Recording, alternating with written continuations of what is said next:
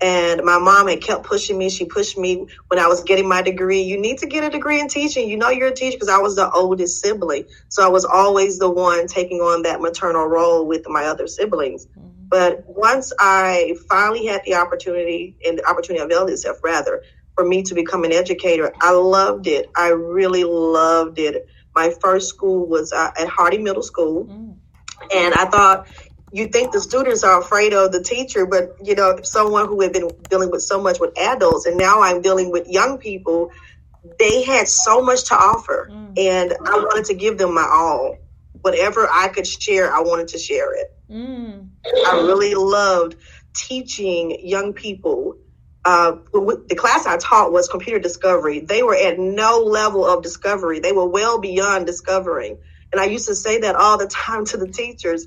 We're the ones that are behind. The students are here. And I wanted to always meet my students wherever they were and take them to the next level. I was a teacher that was coming through the alternate route. So, of course, education was not my first degree. It wasn't my bachelor's degree.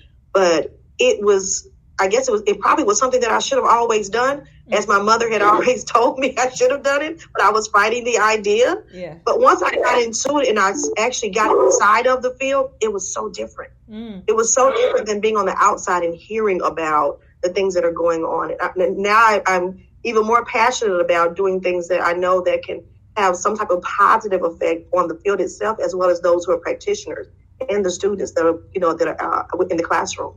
And that, of course, an expansion of that is, of course, empowering teachers, which not only before the COVID-19 they needed our support, but even now in the midst of COVID-19. And so you're empowering teachers in so many different ways. You created this website, Educator for Life, which covers so many things in the area of education. So you talk to lots of teachers every day, a lot of educators every day. How have they been managing this pandemic? And what's the status of teachers? Where do we need to uplift them? Where do they need their support? Just talk to us about what's been going on in the education arena during COVID. Well, that's interesting that you asked that. I was actually on a call right before this meeting with our legal counsel with a young lady who's a new teacher. Teachers are afraid. A lot of our teachers are afraid. They're afraid to enter the classroom.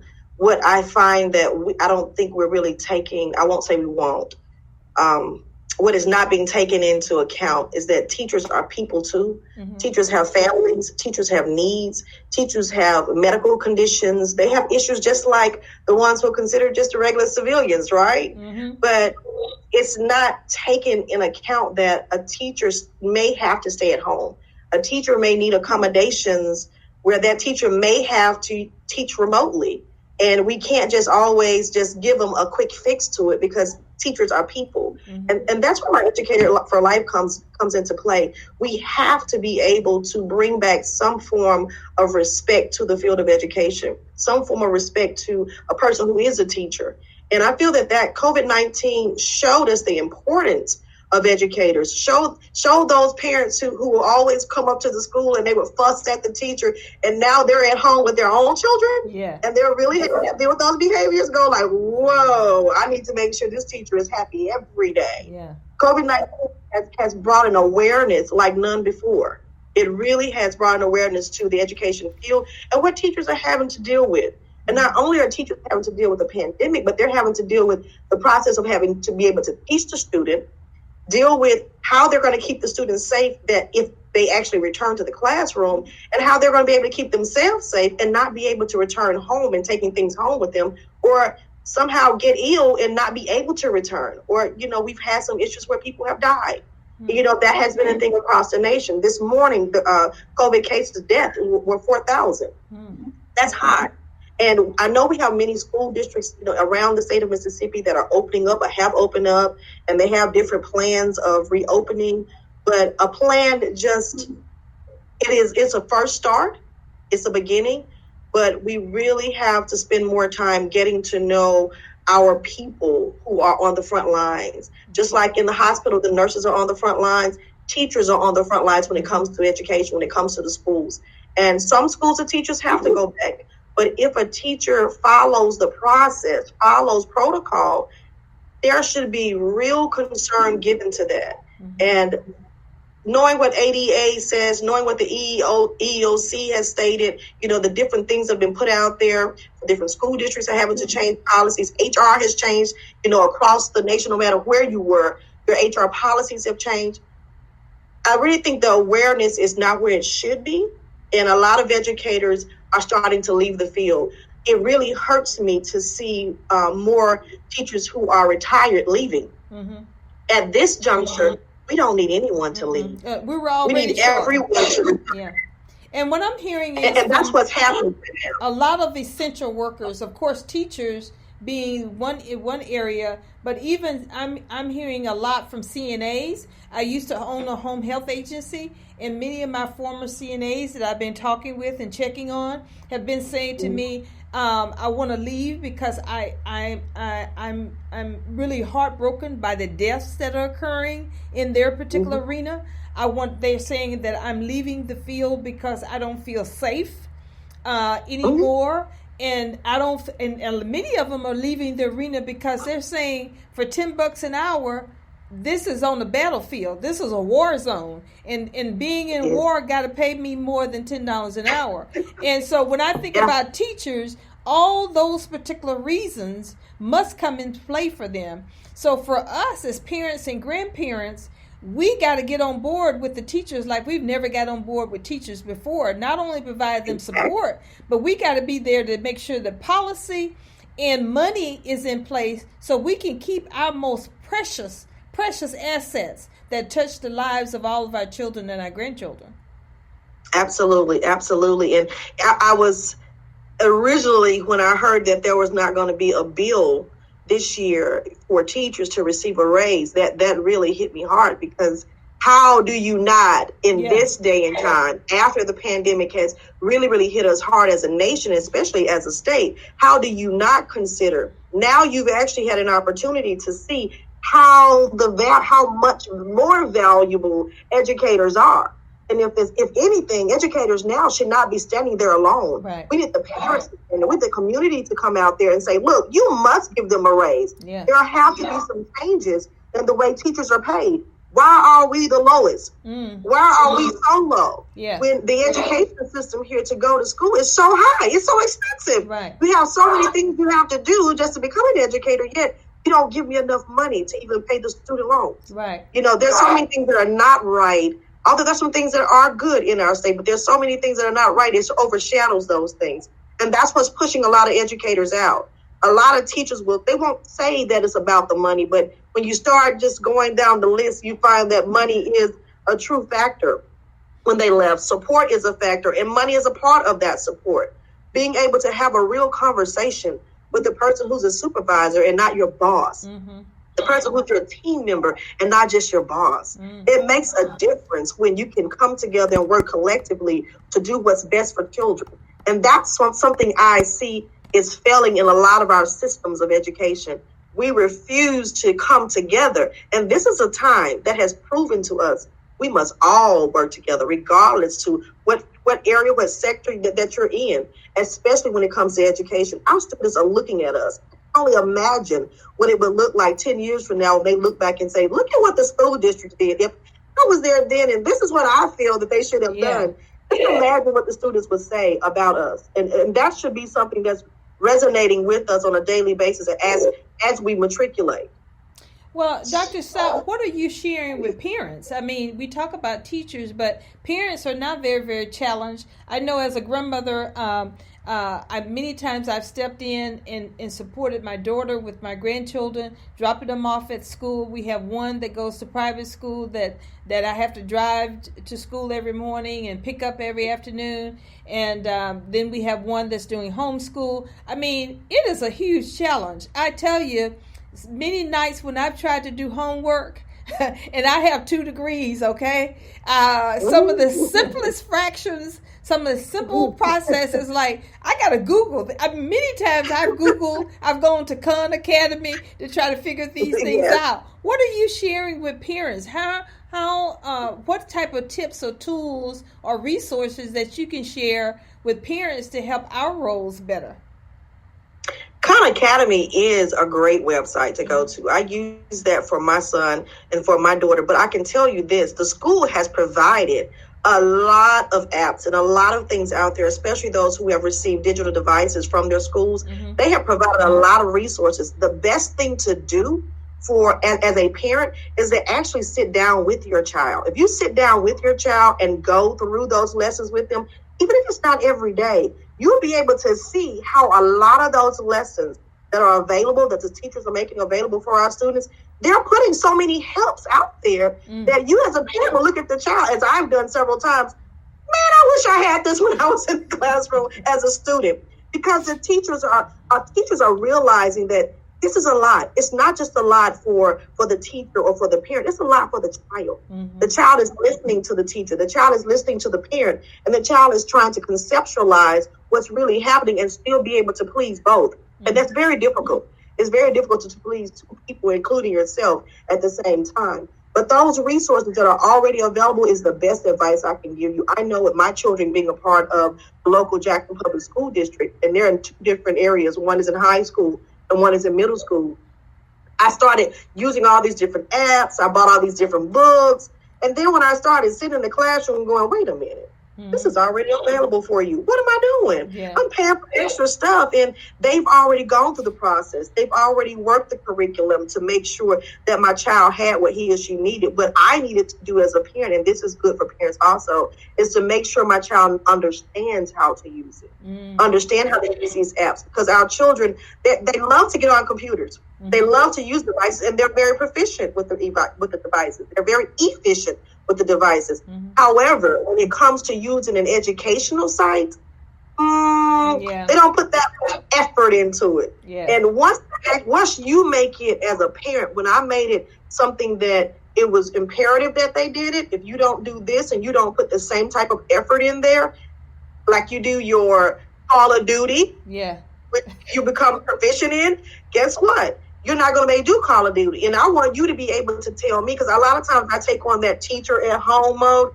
You need to be able to tell me what it was about. I don't want to hear the teacher's rendition. I want to know what you understood, because that's where the conceptualization starts. And we still want, even though our children are virtual, we still want to make sure that they're learning, that they're learning, and it's not just a memorization process, because all of this has been a learning process. And I don't want COVID-19 to be the last thing my children remember about 2020. I want to know, what are some of the things that happened, conversations you had that made you think? Because we have to learn to teach our children to be thinkers. What COVID-19 did for me was I could teach my children about measurement at the house and not just wait for the teacher to give an assignment, because now you're going to have to prepare your lunch. Those were those were teachable moments. But they're lifetime moments that you can go back to and say, well, because we were at home, we had to do this, and this is how I LEARN is, and not just watched my mom do it. Right. So there are so many different things that are out there. Google has done so much. Google Sites. There are so many Google apps that are free. You don't have to pay. There are so many things out there that are free, that are available. And most of the school districts are using something like Google because it has a free platform, but it is a really, really good learning platform as well. With that Google platform, there's so many things that your child can actually add to their Google Classroom that they can use, they can play with it, that's not going to hurt them. And that is good. That's really, really good. But it also gives them an opportunity to kind of, did I mess up something? No, you didn't. Because it's a classroom, and the classroom is supposed to be an open environment, a platform for you to actually learn, understand if you messed up, and then move forward. Well, I want to, in our chat, we have some good information. Senator Frazier has stated that the Mississippi Senate is passing a pay raise for teachers again this year. He says we passed one last session, but it died in the House because of COVID-19. And he says that the teacher pay bill was the first bill that passed the Senate last session. So that's good news. And thank you so much, Senator Frazier, for not only tuning in with us today, but also sharing and updating us on with that information, because that's good news. But there, you mentioned a lot of sites. We talked about Khan Academy. There's a site out there that was shared with me called IXL. That's a good site. Also, one of the things that doing this process to keep what I found as a grandmother, trying to keep our grandkids engaged and so they're not so overwhelmed with the academic work, is also incorporating as many outside activities as possible. We know that's very limited because of COVID, but you have to provide some places or some activities for them so they can get beyond that particular desk and that particular school book. We have everywhere from my kids doing archery, which they can do outside. And those particular devices are very inexpensive. You can get archery equipment from Walmart or Bass Pro or Sports Academy, and that's something that's very exciting for our kids. Now one of our grandkids does karate, but they do them by Zoom, which has been very, very good to keep them engaged.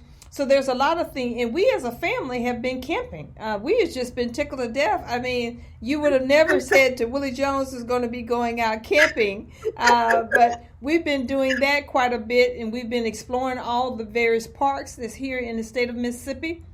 And many of them, to get into these parks, are free. Now, if you want to do a cabin and those kind of things, there's a little extra cost for that.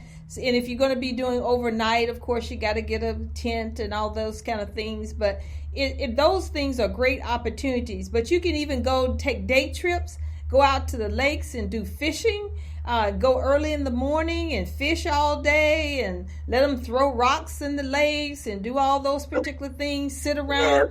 And look, most time we don't catch anything, but it's always a great experience, and our grandchildren love it. So let's make sure that we're looking at the whole child when it comes to education. Absolutely. This gives us an opportunity as parents and grandparents to be able to do that, to be able to have conversation with them. I have to say, when we were in the midst of COVID, I wrote all these things I was going to do with my grandkids. We were going to have all kinds of deep conversations on civic engagement, and African American history. We didn't do many of those things, probably drop in a bucket what our plans were. But every little bit helps, and don't feel so overwhelmed that you don't have this big grandiose a plan that you have for your children around COVID.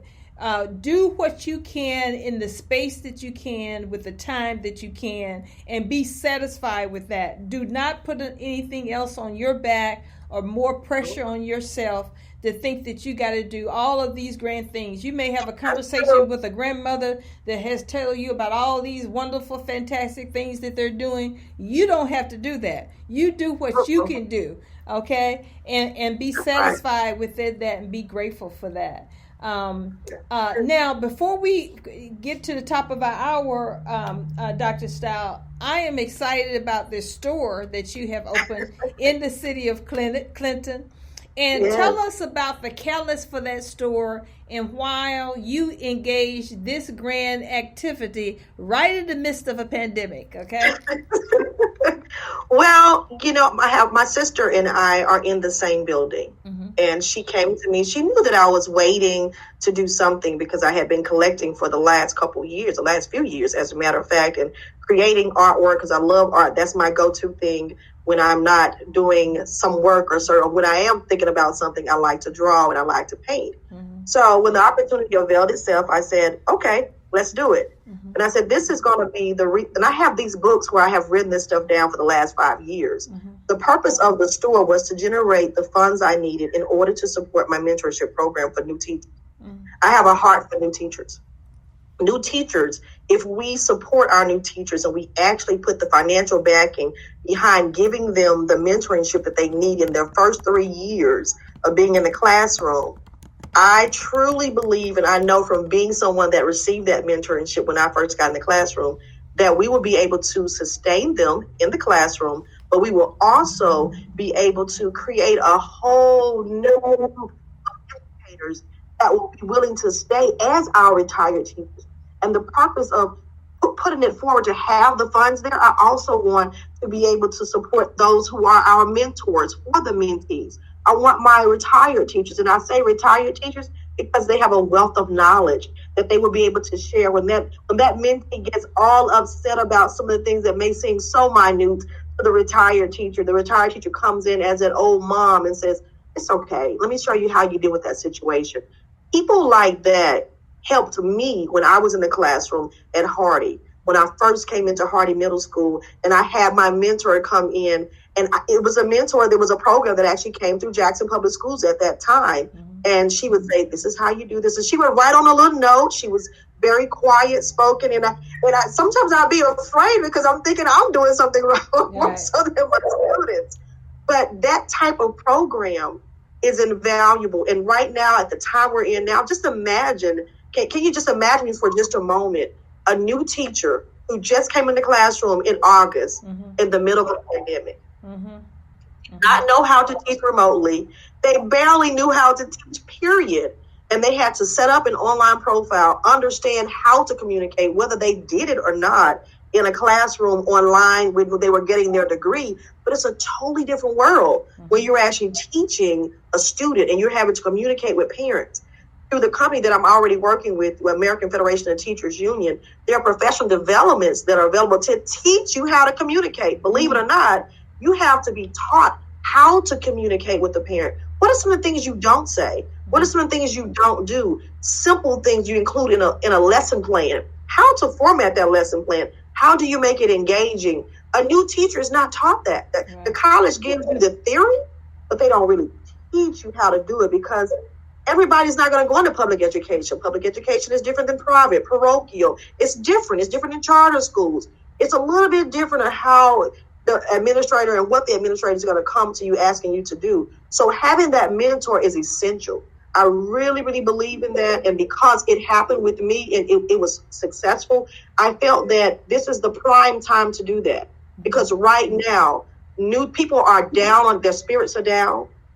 They really don't have a clue. They're looking for a way out. And I don't want them to leave. Right. I don't want the educators leave the field. I want them to reach out and say, "Hey, I need this." Right. You tell the student, "I won't know how to help you if you don't say anything." It's the same thing for the educator. How can I help you? What would actually make it where you will stay in the classroom, where you won't leave?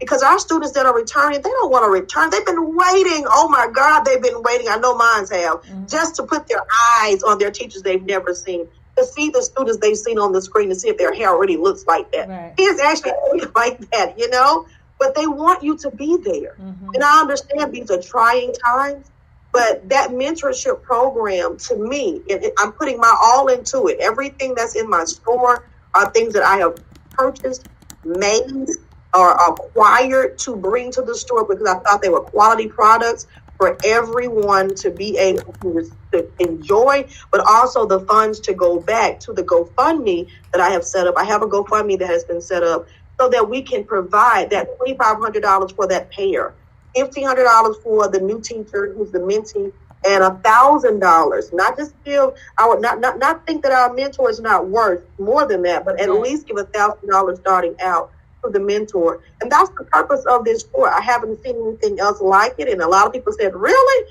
You're not going to make any money?" I said, "Well, it's not about me.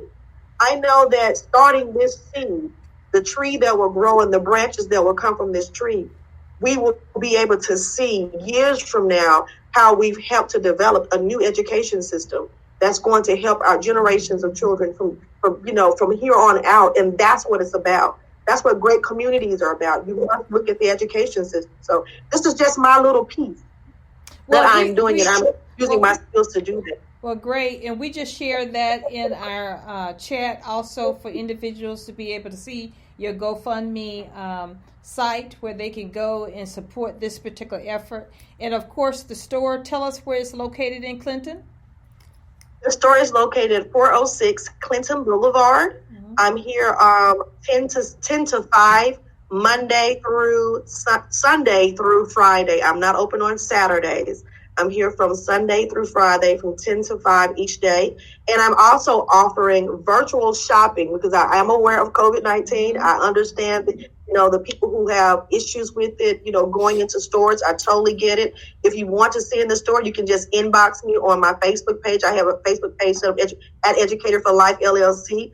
And you can inbox me, and I've actually done about 5 of those, and it was really fun because they were like, I didn't see that. Yeah. It's interesting what people capture when you go live. Yeah. But I've done that for several people, and I've actually done where I bring it to your house and I drop it off, no contact delivery. Whatever works for you, because what you're doing to help me, to help someone else, is invaluable to me.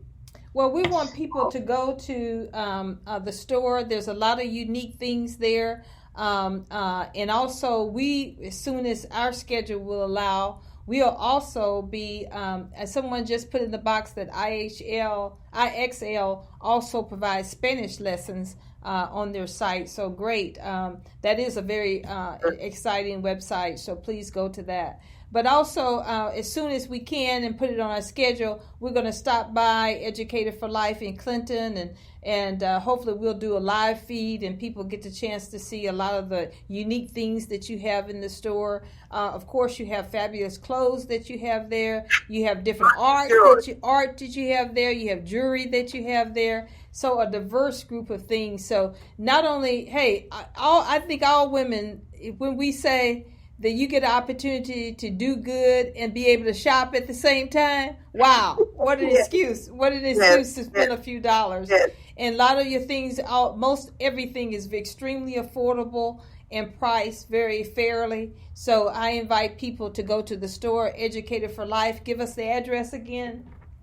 406 Clinton Boulevard in Clinton, Mississippi, 39056. And you can call me at 601-566-5357.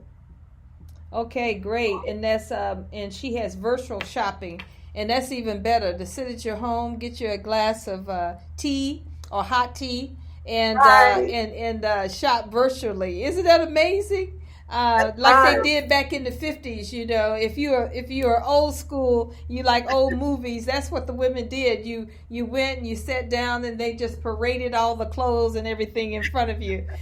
So this is a great opportunity to do that. So those that are listening today and tuned in with us, please go to the GoFundMe link that we have provided in our stream, in our chat, and in our comments, and be able to donate if you like for this important effort that supports teachers and mentors. Dr. Stout has been around in education for an extremely long period of time, so you can trust her and trust her work that she does. So please share.